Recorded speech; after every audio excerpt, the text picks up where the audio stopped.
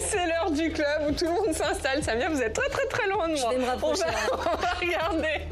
Bonjour, merci à tous les trois, d'être là. Stéphane Le Rudulier, bonjour. Sénateur Les Républicains des Bouches-du-Rhône. Arthur Delaporte, bonjour, député socialiste du Calvados. Et Clément Beaune, bonjour, merci d'être là. Secrétaire général délégué de Renaissance. Emmanuel Macron devrait annoncer le nom du Premier ministre ce soir. Y a-t-il un nom qui peut tous vous mettre d'accord? Vous nous le direz. Et sur le fond, un accord de non-censure peut-il voir le jour sur quelques grandes mesures? Là aussi, vous en débattrez. Samia, hier, les ministres démissionnaires, Laurent Saint-Martin, Antoine Armand, étaient au Sénat. Oui, ils ont été auditionnés sur la fameuse loi spéciale qui doit nous permettre de faire fonctionner le pays en attendant le prochain budget. Et on va y revenir. D'abord, on regarde notre reportage. On va parler des conséquences de la chute du régime de Bachar el-Assad vu de France.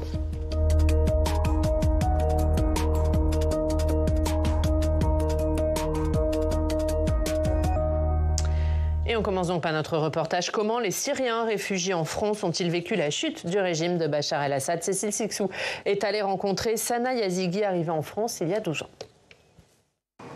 Depuis quelques jours, Sana vit dans un état second.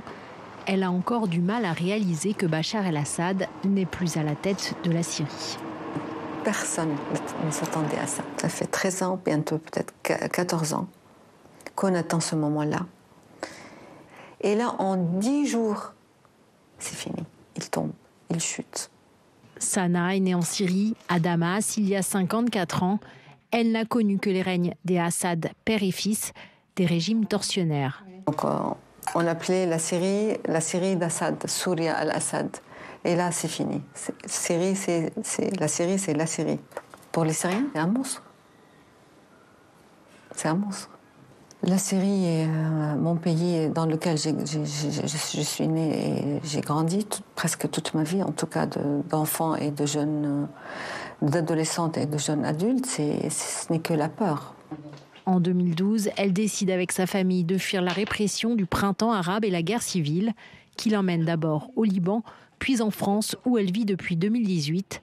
La fin du régime, c'est la naissance d'un grand espoir, pour elle comme pour l'ensemble de la communauté syrienne en France, qu'elle a spontanément retrouvé place de la République le jour de la chute du régime. J'ai pas arrêté de pleurer, hein. J'ai beaucoup pleuré, beaucoup. Mais beaucoup dansé, beaucoup chanté. Et ça faisait très longtemps que je n'ai pas senti la joie au fond de mon cœur. C'était toujours, oui, une joie pour des occasions, d'accord, mais une joie tellement profonde, ça, c'est vraiment inédit. Désormais, elle n'a qu'une idée en tête, y aller, prendre un billet, mais elle attend de voir comment évolue la situation. On suit pour savoir, maintenant que voilà, ils sont là, ils ont pris le pouvoir, quels sont leurs plans, comment ils pensent aussi exécuter tous leurs plans, et la nature de leur aussi idéologie et réflexion pour toute la société syrienne. Retrouver son pays et ses racines, Sana espère surtout pouvoir se recueillir sur la tombe de ses parents, morts entre-temps. Le fait de ne pas enterrer ses propres parents, comme beaucoup d'autres Syriens, c'est resté une blessure très profonde et ouverte. Là, on voit ce reportage, ce témoignage très émouvant, Stéphane Le Rudulier, de cette réfugiée syrienne qui disait « je ne pensais jamais voir ça » et surtout pas en une dizaine de jours. Oui, effectivement, on peut se réjouir de la chute de Bachar el-Assad, notamment quand il est comptable de 500 000 morts. C'est un régime dictatorial qui s'effondre, mais dans le même temps, on peut être tout aussi inquiet. Il ne faudrait pas remplacer, tronquer la peste contre le choléra. Attention, soyons très vigilants par rapport au régime qui est en train de se mettre en place. On l'a vu dans le cadre des printemps arabes. Chaque régime dictatorial a été remplacé par un régime islamiste. Et j'ai une pensée quand même pour ce pays qui est multiconfessionnel, pour les chrétiens d'Orient, les chrétiens de Syrie. Ils étaient 10% de la population il y a 20 ans. Ils ne sont plus que 2%.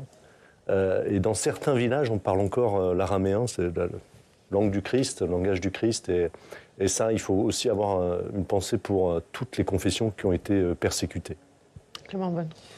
Oui, je partage. On peut effectivement qu'avoir un soulagement et même une réjouissance. C'est assez émouvant. On a vu beaucoup à Paris notamment de réfugiés, de personnes d'origine syrienne qui célébraient la chute d'une dictature d'une 50aine d'années en réalité, parce que c'est pas seulement les 10 dernières années qui ont été l'horreur absolue, ça a été une dictature atroce du père et du fils de la famille El-Assad.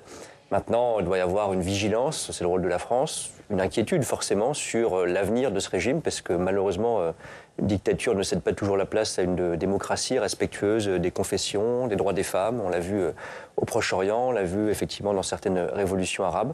Donc à nous aussi, en tant que pays impliqués au Proche-Orient, de suivre avec nos partenaires les conditions de discussion avec ce nouveau régime qui se met en place, dont on espère évidemment qu'il marquera une rupture, un progrès, et pas une forme de nouvelle difficulté pour la Syrie. Arthur Delaporte, un mot là-dessus. Non, je peux que partager ce qui vient d'être dit, avec aussi évidemment un regret, c'est que ça avait pris tant de temps aux Syriens de se libérer et de voir l'influence qu'a eu la Russie, en fait, pour maintenir Bachar el-Assad au pouvoir. Et celles et ceux, et je pense notamment au Rassemblement national, qui étaient des soutiens extrêmement forts de Bachar el-Assad pendant un temps, notamment Thierry Mariani, député RN au Parlement européen, qui a soutenu quelqu'un qui a utilisé des armes chimiques contre son propre peuple, qui a été un horrible tortionnaire. Et moi, une des scènes qui m'a le plus ému, c'est de rentrer dans un bar à côté du marché de Caen dimanche matin et de voir tous ces Syriens rassemblés, en train de chanter, en train de danser, et qui évoquaient en fait leurs proches ou des personnes qu'ils connaissaient qui avaient des libérés de prison, en fait, et qui ne connaissaient même pas le nom de l'actuel dirigeant. Ça veut dire qu'ils étaient plus de 20 ans en prison, et ils sortaient dans la rue et ils découvraient qu'en fait, celui qui était au pouvoir, c'était plus Hafez el-Assad, mais c'était Bachar el-Assad qui venait d'être viré du pouvoir. Par contre, je veux juste avoir une petite nuance quand même par rapport à ce qui vient d'être dit. On ne sait pas ce qui va se passer, ça a été dit.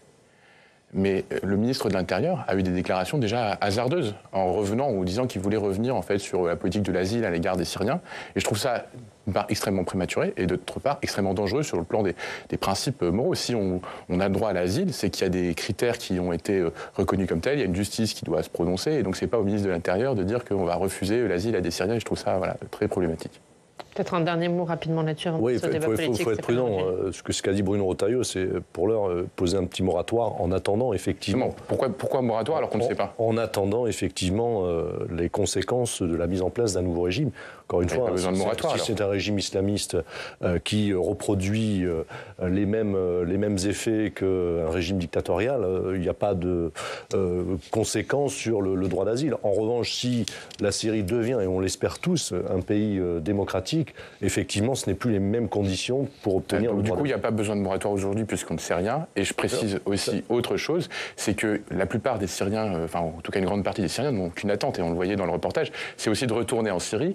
Et par ailleurs, la France ne remplit pas sa part dans l'asile des Syriens, puisque quand on compare à l'Allemagne ou à d'autres pays, on est clairement pas du tout à la hauteur. Il y a des camps djihadistes au niveau même du Kurdistan, enfin au niveau de la région est de la Syrie, et que la crainte de la France, c'est l'arrivée par les voies du droit d'asile, soi-disant, de djihadistes qui pourraient commettre des attentats en France.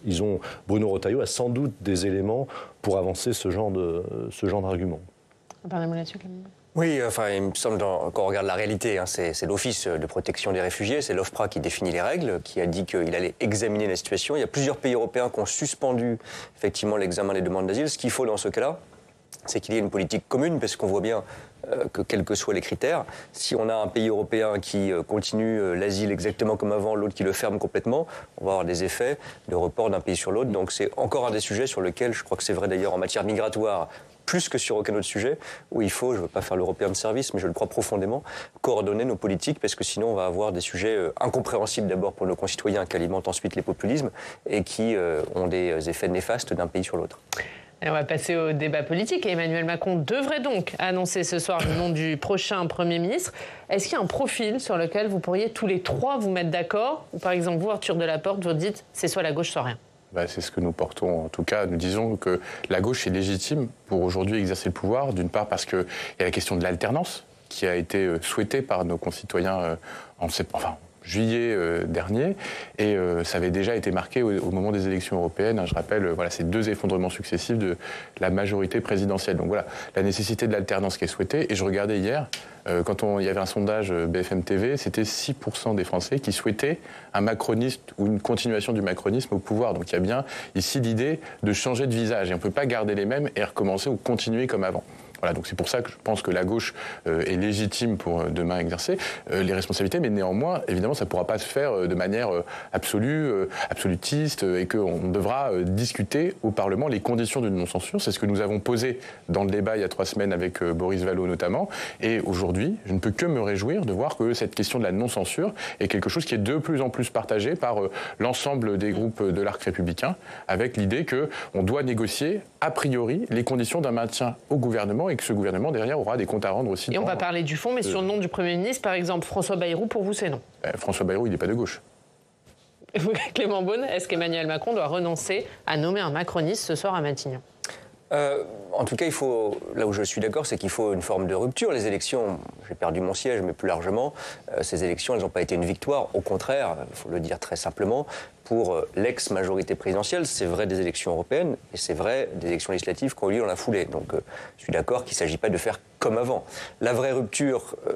je n'ai pas la réponse sur le qui, j'en suis désolé, mais la vraie rupture, c'est de faire, moi je le défends depuis avant le premier tour de ces législatives, une coalition.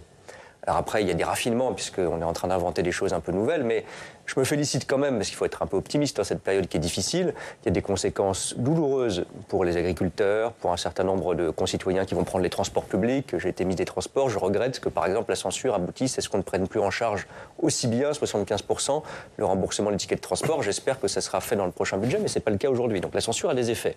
Mais parfois, quelque chose malheur est bon. J'ai l'impression... on verra, que ça a fait réaliser à beaucoup de responsables politiques de toute sensibilité qui avaient besoin de faire autrement qu'avant, c'est-à-dire de faire des coalitions, ce que font beaucoup de pays européens. Ça serait mieux que ça soit clair au Parlement, mais ça ne l'est pas. Et donc, la seule chose qui a été claire, c'est qu'il y a eu un front républicain. Et qu'au 2e tour, c'était un message très fort. Moi, je m'y suis engagé personnellement.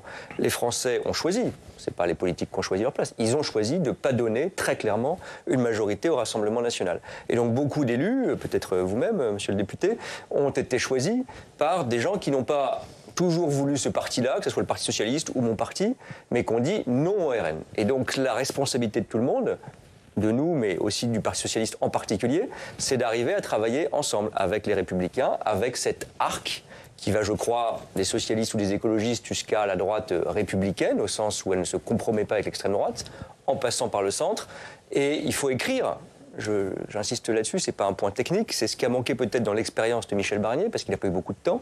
Il faut écrire, je crois, en non-censure ou en positif, les 4-5 points, dont des éléments du budget, de la fiscalité, sur lesquels il peut y avoir un accord pour avancer ensemble, en participant au gouvernement pour ceux qui le souhaiteront, ou au moins en acceptant que le gouvernement puisse avancer. J'insiste, c'est très nouveau en France, on voit bien que c'est pas notre culture, on est passé par une phase qui a été, je le vois de manière un peu extérieure maintenant, honnêtement un chaos assez indigne quand on regarde l'Assemblée nationale des dernières semaines, et la responsabilité est assez collective. La censure, c'était pas glorieux. Maintenant, passons à quelque chose qui permet de réunir ces forces politiques. Qui sera l'artisan de ça? François Bayrou, quelques autres, je sais pas. Mais François Bayrou, il incarne la rupture, parce que vous dites qu'il faut la rupture. Mais j'entends. Lui, il incarne la rupture. Lui, la question. J'entends le point sur lequel François Bayrou a été un allié du président de la République ces dernières années. C'est vrai. Maintenant, je dis aussi que le bloc central, comme on l'appelle, il a plus de parlementaires que d'autres forces politiques. Et à la limite, le casting importe pas autant que l'accord de coalition ou l'accord de non-censure, honnêtement. Et après, c'est la prérogative du président de choisir. Mais je ne fais pas ici l'éloge de tel ou tel. Quelqu'un comme Bernard Cazeneuve, comme François Bayrou, comme peut-être quelques autres, il n'y en a pas tant que ça, je pense qu'ils sont capables d'équilibrer et de faire travailler ensemble ces personnes-là. François Bayrou, pour répondre complètement à votre question, c'est quelqu'un qui, certes, a travaillé avec Emmanuel Macron et l'a soutenu clairement depuis 7 ans, qui a aussi, je crois, on peut le dire, une existence politique propre, qui a commencé avant, qui a défendu des combats qui lui tiennent à cœur, que je partage en l'occurrence comme la proportionnelle. Voilà, donc il ne faut pas non plus le résumer à ces derniers mois ou ces dernières années, même si ça compte, évidemment. Stéphane Le Rudulier, est-ce que vous seriez prêt, chez les Républicains, à accepter un Premier ministre qui n'est pas issu de vos rangs? Tout dépend. En fait, attention à ne pas reproduire les mêmes effets il y a 4-5 mois où on a mis 50 jours avec la Starac du casting du Premier ministre. Enfin, bon, c'est quelque chose qui est, à mon avis, on va droit dans le mur, on ira vers la censure si on continue à privilégier la personne par rapport à la méthode et au respect du Parlement. Le premier point, c'est de se mettre d'accord, et là je vous rejoins, Monsieur le Ministre, se mettre d'accord sur 5-6 points programmatiques où l'arc républicain, et je salue le Parti socialiste quand même, qui commence à se démarquer de la France insoumise. C'est une bonne nouvelle. Laissons tomber les extrêmes pour essayer de répondre aux préoccupations des Français. Préoccupations des Français, ça commence par quoi? La crise agricole. Est-ce qu'on peut se mettre d'accord tous ensemble sur 4-5 points, 4-5 mesures pour sauver notre monde agricole? La désindustrialisation, une France sans usine. Est-ce qu'on peut se mettre d'accord autour d'une table pour aider à la réindustrialisation de notre pays? Sur des mesures de pouvoir d'achat également des Français. En fait, tout ce qui concerne les préoccupations au quotidien de nos concitoyens, je pense que l'arc républicain a une responsabilité. Les forces politiques ont une responsabilité au Parlement pour pouvoir poser un projet de gouvernement qui soit respectueuse de toutes les tendances politiques. On a compris que vous étiez à peu près d'accord sur le fait qu'il fallait travailler sur le fond, on va d'ailleurs y venir, mais comment on fait pour trouver un Premier ministre si vous, à gauche, vous dites « nous, on ne veut pas d'un Premier ministre de droite » et vous, à droite, vous dites « nous, on ne veut pas d'un Premier ministre de gauche » ? C'est ça qu'on tombe au centre, en fait. Voilà. Non, mais moi, j'ai toujours... Enfin, vous savez, ma position, c'était Sébastien Lecornu ou Gérald Darmanin qui pouvaient, je pense, rassembler et arriver à élargir le bloc central. Il faut être très clair, on vit à une époque de la tripartition de la Ve République, de l'Assemblée nationale. Cette tripartition est contraire à l'esprit de la Ve République. Donc, il va falloir réfléchir effectivement au mode de scrutin. Je ne suis pas sûr que la proportionnelle soit le bon mode de scrutin. Il faut, je pense, faire une étude. Et il me semblait que Michel Barnier avait amorcé cette commission. Mais il faut réfléchir à ce que, en fait, ce mode de scrutin permette d'asseoir dans le futur une majorité stable. Mais là, juste pardon, Stéphane Le Rudulier, est-ce que vous entamerez les discussions sur les textes dont vous nous avez parlé si ce soir c'est un Premier ministre qui est plutôt de gauche ou du centre comme François Bayrou, s'il n'est pas LR? Est-ce que vous entamerez ces discussions? Tout dépendra. Il faudra rencontrer le futur Premier ministre et tout dépendra du programme qu'il compte mettre en œuvre. Arthur Delaporte, vous, est-ce que vous les entamerez si ce n'est pas un Premier ministre de gauche? Alors, ce qui est certain, c'est qu'il faut changer de méthode. Il faut faire l'inverse de ce qu'a fait Michel Barnier. Michel Barnier, il a décrété qu'il avait une majorité. C'était 40, 50 LR, plus en gros les 150 du bloc commun, ou enfin central, comme on l'appelle, les macronistes. Et donc, ça suffisait. Sauf qu'en fait, il ne s'est pas rendu compte que ça faisait 200. Or, pour faire des majorités, c'est 289. Et donc, c'est vrai qu'à ne pas discuter a priori les conditions d'une non-censure, il s'est enferré dans un soutien avec l'accord implicite du Rassemblement national. C'est ce qui a produit, aujourd'hui ce qu'on voit, c'est que le château de cartes s'est effondré et Michel Barnier s'est retrouvé censuré. Donc on voit bien qu'en ayant un Premier ministre qui est, on va dire, à droite des macronistes, ça ne marche pas. Donc il faut changer de braquet, il faut inverser la logique et se dire, c'est pour ça qu'on propose, la gauche s'appuyant pour le coup sur quelque chose qui est, j'espère, plus stable, une non-censure du socle commun. Et là, on inverse les choses et on a, j'espère, à la fois une stabilité et l'alternance qui a été souhaitée, et je le remarque, par Clément Beaune. Quand Clément Beaune nous dit... Non mais quand Clément Beaune nous dit il faut l'alternance, bah oui, on ne peut pas avoir un Premier ministre de droite parce que ça veut dire s'appuyer sur le RN, enfin de droite LR. On ne peut pas avoir un Premier ministre macroniste parce que c'est reproduire la même chose. Donc ça veut dire qu'il faut avoir un Premier ministre de gauche. Voilà, c'est assez simple. Je ne vois pas 50 hypothèses Moi, je différentes. pense que ça exaspère les Français. Ça exaspère les Français, mais je vais vous dire pourquoi. On est en train de dire c'est un ministre de gauche, un ministre de droite. Allez-y, c'est facile.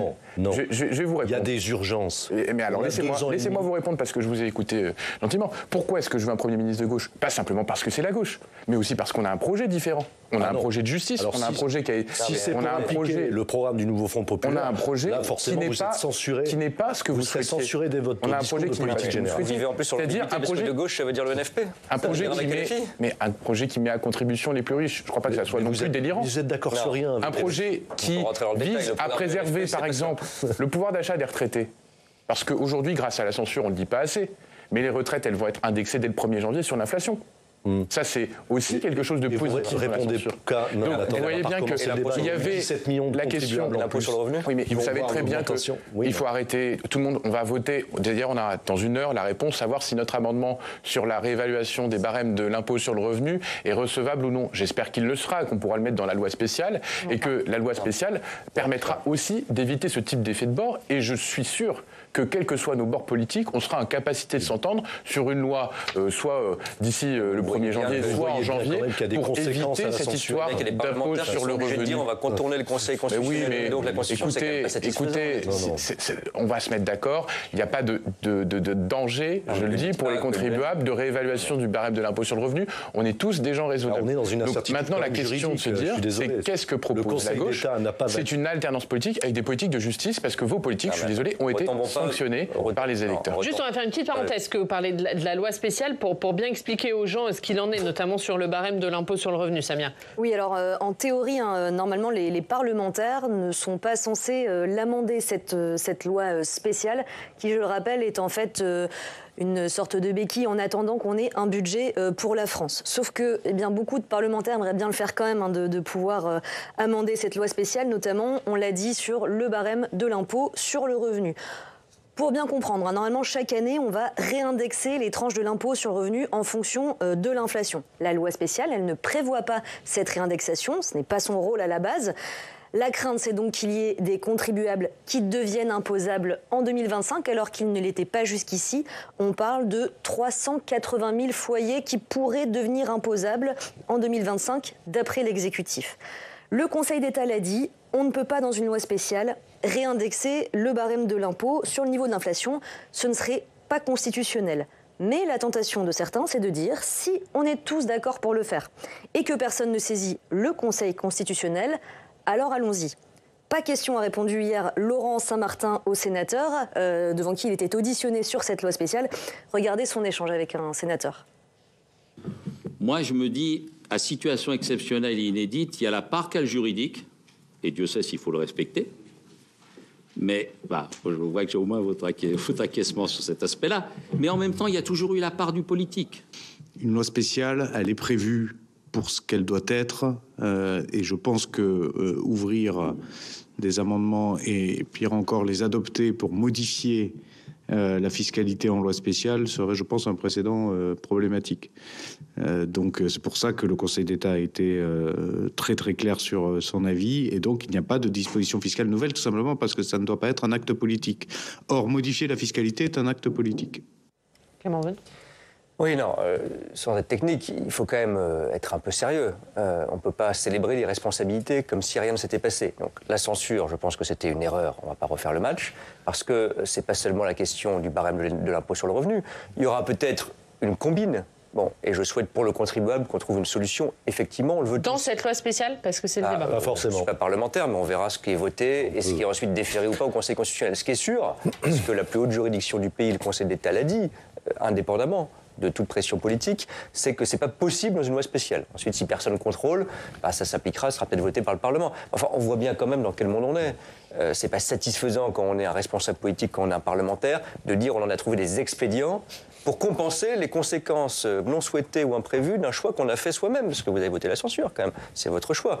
Mais j'ai entendu votre collègue Philippe Brun hier déplorer d'autres choses. Il a dit « Ah, mais finalement, on aimait bien quand même dans ce projet de loi de finances, parce qu'on l'avait voté, qu'il y ait une augmentation fiscale de l'impôt sur les sociétés, sur certaines grandes entreprises. On aimait bien qu'il y ait une augmentation fiscale et une contribution proposée par le gouvernement de Michel Barnier, d'ailleurs, sur certains hauts contribuables très riches, etc. » Donc, enfin, on ne peut pas dire « Ah, mais en fait, on est désolé, on a cassé la vaisselle, mais on aimerait bien manger dans une assiette qui n'est pas cassée. » À un moment donné, il faut être sérieux. Bon, on ne va pas refaire le match parce qu'on disait qu'il y avait un point positif, c'est qu'on avait, je crois, progressé depuis quelques jours.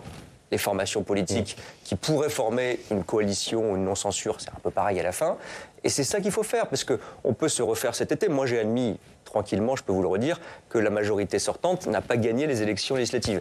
Dites aussi, parce que c'est la vérité, que le nouveau Front Populaire est très loin d'avoir une majorité. Et je le dis, je n'ai pas de problème. 193, ça ne fait pas 289. Et tant mieux, parce que moi, je pense qu'il faut une gauche de gouvernement dans ce pays. En plus, au sein du nouveau Front Populaire, il semble qu'il y ait quand même de plus en plus de désaccords entre la France insoumise, qui en fait ne veut pas gouverner, veut simplement faire un Mélenchon chaud et un égo trip mélenchoniste tous les 5 ans, et un parti socialiste qui a vocation, parce qu'il l'a fait dans le passé, et et le fera sûrement dans l'avenir, à gouverner ce pays ou à y contribuer. Donc voilà, donc le NFP, c'est par ailleurs pas tout à fait une famille extrêmement soudée, extrêmement unie. Donc il faut que, en effet, moi je viens pas de LR, j'étais pas au Parti Socialiste ces dernières années, il faut que ces différentes formations politiques acceptent qu'il n'y ait pas un gagnant, qu'on mette sur le fond et sur la table un certain nombre de points, soit de non-censure, soit de construction positive et d'avancée pour ce pays, pour les agriculteurs, pour l'urgence fiscale, pour avoir un budget, peut-être quelques mesures écologiques importantes, etc. Et que ça permette à un gouvernement, pas seulement pour 3 mois, mais pour plusieurs mois, de tenir bon et d'avancer pour le pays. Et quand même, sur cette possibilité d'amender cette loi de finances, vous l'avez dit, vous, comme LFI, vous voulez l'amender. Ce qu'on entendait tout à l'heure de la bouche de Laurent Saint-Martin, c'était que ça pouvait quand même créer un précédent dangereux de décider, même si tout le monde est d'accord, de ne pas saisir le Conseil constitutionnel. Et qu'est-ce qu'on fait la prochaine fois sur d'autres sujets ? L'idée n'est pas, c'est pas la première fois que le Conseil constitutionnel ne serait pas saisi sur une disposition qui serait de nature cavalière, en gros, qui n'aurait pas sa place dans cette loi. S'il faut faire une loi spéciale, une loi ad hoc pour compenser cela, c'est-à-dire une loi qui vise juste à faire évoluer le barème de l'impôt sur le revenu, ça peut se faire en 2 jours. Et je veux dire, s'il y a un consensus politique là-dessus, il n'y aura pas de sujet. Mais on aurait déjà pu faire que ça soit automatique, la réindexation des barèmes de l'impôt sur le revenu. C'est d'ailleurs quelque chose qu'on propose chaque année. C'était refusé jusque-là par les macronistes. Et je précise que le dernier à ne pas avoir... Ça n'a jamais été fait par le dernier à ne pas avoir réindexé l'impôt sur le revenu, c'est Nicolas Sarkozy en 2011. Donc, vous voyez, c'est des fois des choix politiques, mais je pense que ça serait une logique chaque année de faire évoluer, en effet, ces barèmes-là avec l'inflation. Il y a plein de choses qui sont indexées sur l'inflation. Pourquoi pas ce barème-là ? Écoutez, c'est une petite anomalie juridique et je ne crois pas que ça choquerait les Françaises et les Français qu'on leur dise on a réussi à régler le problème au 1er janvier, tout en disant par ailleurs que si ce n'est pas réglé au 1er janvier, il n'y a pas de problème. On ne paye pas l'impôt sur le revenu le 1er janvier. Enfin, les déclarations, elles sont faites plus tard dans l'année. Absolument. Donc, ça veut dire qu'on doit tous prendre nos responsabilités et rediscuter dans le cadre du projet de loi de finances à partir de janvier toutes les dispositions et les mesures fiscales. Celle-ci est symbolique parce qu'elle est montée en épingle. J'ai entendu beaucoup de macronistes et de l'air dire attention, vos impôts vont augmenter. La loi spéciale, elle date de la loi spéciale. L'esprit de la loi spéciale, c'est 79. C'était pas dans le même esprit. Le Conseil constitutionnel avait censuré parce qu'on avait étudié les dépenses avant même les recettes. Il y avait un problème de méthode. Et c'était, à l'époque... Laurent Fabius. Non, c'était Michel Charasse, parce qu'il y avait eu une intervention de Michel Debré, qui était le père de la Ve République, à l'Assemblée, et Michel Charasse avait saisi le Conseil constitutionnel. Michel Charasse était secrétaire général, Laurent Fabius était député, mais voilà, c'est Laurent Fabius, mais c'est pas grave. On va essayer de revenir aujourd'hui. Non, mais l'esprit, ça voulait dire quoi ? Ça veut dire que derrière, on s'est dit comment on fait pour prélever l'impôt ? Un article, on prélève l'impôt, terminé. Aujourd'hui, et là je rejoins ce qu'a dit le ministre, effectivement, la politique fiscale, c'est un acte politique et une loi spéciale n'est pas faite pour faire de la politique. Donc j'appelle tout le monde à la raison, de rester sur le canevas de la loi spéciale et de rouvrir très vite le débat sur le projet de loi de finances. Après, on peut faire de la rétroactivité au 1er janvier, dès le mois de mai, avec un crédit d'impôt aussi, il y a une mensualisation. Enfin, on peut faire de la rétroactivité sur tous les sujets fiscaux. Hein. Non, pas tous, mais quand c'est pas punitif, et là, la réindexation, c'est une mesure quand même non punitive, je pense qu'on peut faire de la rétroactivité. On va juste, parce qu'il ne nous reste plus beaucoup de temps, est-ce que tous les trois, vous seriez prêts à participer à un gouvernement commun si vous réussissez à vous mettre d'accord sur 3, 4, 5 mesures ? La réponse est non. On a été assez clair au Parti socialiste. Non, mais c'est vrai. Ah bon ? On a été assez clair. Nous, on n'ira pas dans un gouvernement de droite. Voilà. On n'ira pas dans un gouvernement de droite. On n'a pas parlé d'un gouvernement de droite. Enfin, la question, c'était de savoir. Nous, on veut un gouvernement avec un Premier ministre de gauche, avec... mais c'est-à-dire, si vous avez un Premier ministre de gauche, vous ne voulez pas de LR dans votre gouvernement ? En tout cas, pas de Bruno Retailleau, ça c'est sûr. C'est dommage parce qu'il a obtenu de bons résultats en quelques mois. De bons résultats, je ne les ai pas vus, mais par contre, j'ai entendu ces paroles qui sont pour moi très urticantes. Non, mais il faut... Voilà, vous voyez, on arrive à un point de rupture et c'est dommage parce que derrière... il y a une rupture. Attendez, on veut bien discuter sur le fond. Si vous commencez à dire moi, je veux pas d'un tel, je veux pas d'un tel dans le gouvernement, franchement, au vu de la situation de la France, c'est pas vraiment responsable. Je vous dis, la gauche au gouvernement, la non-censure. Vous avez fait la même chose pendant 3 mois, là, ça n'a pas marché. La gauche, mais du coup sans la droite. Mais avec des macronistes ou pas ? La gauche, ceux qui se reconnaîtront dans la gauche seront les bienvenus, évidemment. Non, mais attendez... Mais attendez...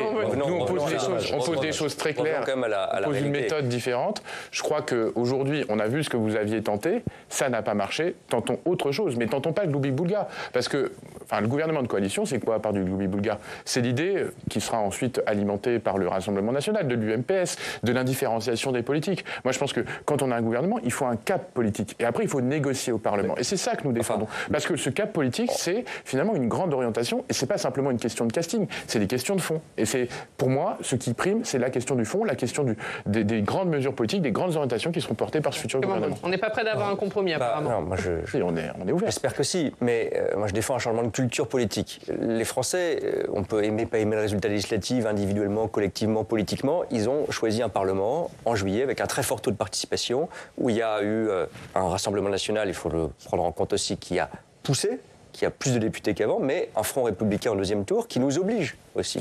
Et donc, soit on vit en se disant droite, gauche, centre, on veut pas de machin ou de machine, soit on se dit il va y avoir un Premier ministre qui est nommé par le Président, c'est ça la réalité.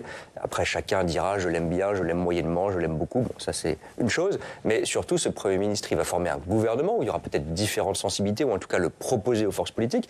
Et surtout, même pour ceux qui diront, et c'est leur choix, je ne veux pas participer parce qu'on ne s'aime pas assez pour que je participe, ils peuvent dire c'est une question d'amour, c'est une question de position. Ah, mais je plaisante, mais je suis sérieux sur le fond. Mais en disant...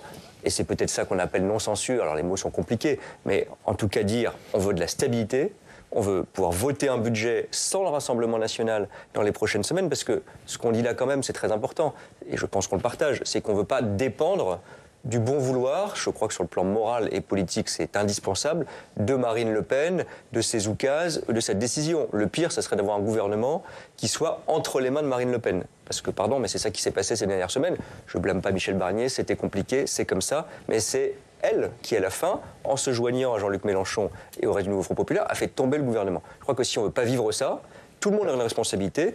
Pour ceux qui étaient au gouvernement jusqu'à présent, le LR et le Bloc central, de tendre la main. Et je m'en félicite aussi pour le Parti socialiste. J'ai entendu Olivier Faure, qui n'était pas sur cette ligne, qui a bougé, de dire, à certaines conditions, on est prêt au moins à permettre au gouvernement de voter des textes et de ne pas... Mais j'ai pas dit autre chose. Mais très bien, si on en est là-dessus, ça veut dire qu'il faut écrire... Je le dis pardon parce que c'est comme ça que font les pays européens et c'est pas une lettre d'amour, ça s'appelle un accord de coalition. On dit à telle condition on vote ensemble ou à telle condition en tout cas on laisse le gouvernement avancer. Ça prendra sans doute quelques semaines. C'est le rôle du Premier ministre et je pense que là pour le coup, une fois qu'il sera nommé par le président, il y a une nouvelle phase institutionnelle où le ou la Première ministre va aller voir les forces politiques et dire à quelles conditions on peut voter un budget, avancer ensemble, être stable. En tout cas, c'est ce que nous ferons. Et un dernier mot, Stéphane Le Rudulier, il nous reste peu de temps.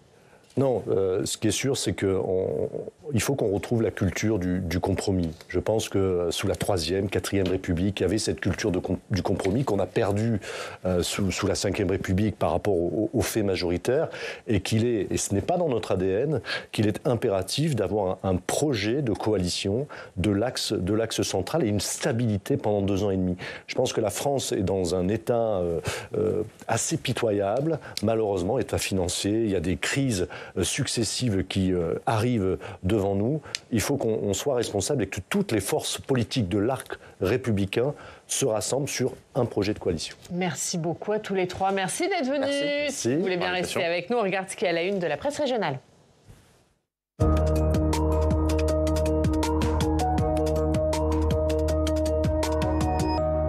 Et Samy, à Nice Matin pose cette question. Y a-t-il des Niçois impliqués dans la chute de Bachar el-Assad? C'est le dossier du jour. Une centaine de djihadistes français auraient participé au renversement de Bachar el-Assad avec le groupe islamiste Hayat Tahrir el-Sham. 50 à 70 d'entre eux viendraient du groupe niçois de l'Ariane, une filière djihadiste recrutée par Omar Diaby, alias Omar Homsen. Nice Matin s'interroge aussi sur le retour en France des femmes djihadistes et de leurs enfants. Et le journal revient sur l'histoire de Enen Benchayeb, une niçoise qui est revenue de Syrie avec ses 4 enfants. L'Union analyse la pauvreté ville par ville. Oui, la pauvreté continue de gagner du terrain. Plus de 5 millions de personnes vivent sous le seuil de pauvreté en France, c'est-à-dire avec moins de 1 014 € par mois pour une personne seule. L'Union a décortiqué l'état de la pauvreté ville par ville. Dans la Marne, Vitry-le-François et Reims sont les villes qui concentrent le plus de pauvreté. Dans les Ardennes, Sedan affiche un niveau préoccupant avec 33% d'habitants qui vivent sous le seuil de pauvreté. Allez, la joie des nordistes, dont vous, puisque Lille a gagné hier en Ligue des Champions. Et oui, le LOSC peut rêver encore plus grand, titre ce matin La Voix du Nord. Hier, les Lillois ont battu les Autrichiens de Sturm Graz en Ligue des Champions. Une victoire 3-2 qui les qualifie à minima pour la phase des barrages. Et peut-être mieux, espère la voix du Nord. Un vrai coup de Graz. Salut le journal nordiste. Une belle histoire pour terminer. Oui, une histoire racontée ce matin dans Paris-Normandie, celle de Thiberville, une petite commune de 1850 habitants qui a eu une très belle surprise cet été. Un inconnu a légué sa fortune à la ville, plus de 10 millions d'euros, tout simplement parce qu'il s'appelait Roger Thiberville et qu'il portait donc le même nom que la commune de Thiberville. Voilà. C'est ça pour... Je m'appelle Beaune, mais j'ai rien à léguer. Non, je n'ai pas d'intérêt dans l'affaire. Merci beaucoup Clément Beaune, merci Stéphane Le Rudulier. Et merci Arthur Delaporte d'avoir été avec nous. Merci Samia, merci à tous de nous avoir suivis. À 18h, vous avez rendez-vous avec Thomas Hugues pour Sens Public. Très bonne journée, à demain.